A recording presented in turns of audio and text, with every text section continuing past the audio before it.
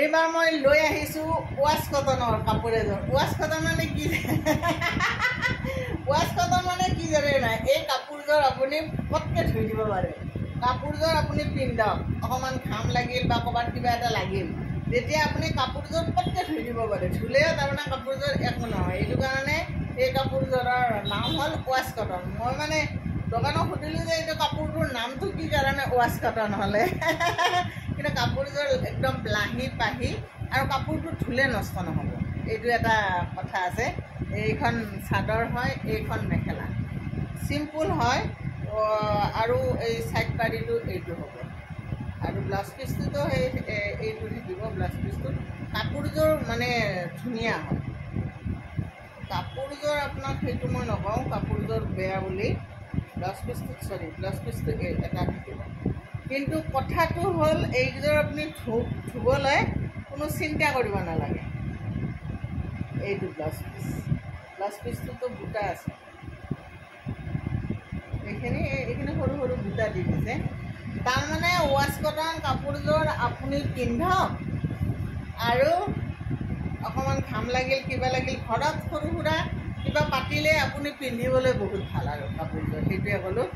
এই wash cotton কাপোৰযোৰ যদি লাগে আপুনি, কিন্তু মই কিন্তু সেই চাই ভাল কোৱালিটিটো আনিছোঁ দেই।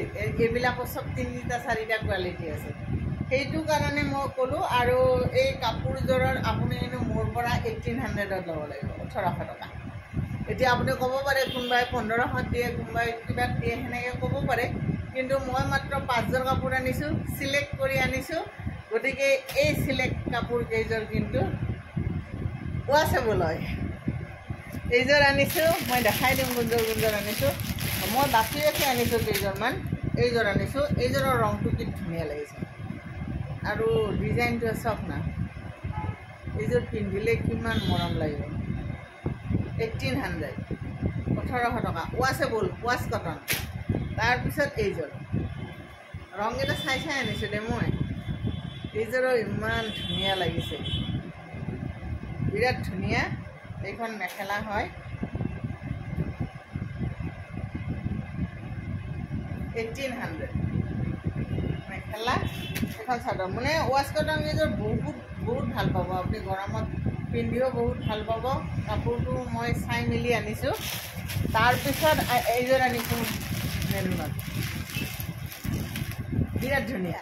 1800ত ৱাছ কটন আপুনি ল'ব পাৰিব। ৰ'ব 1 মিনিটৰ বেছি হ'লে আৰু ভিডিঅ'টো নাহে, ঠিক আছে।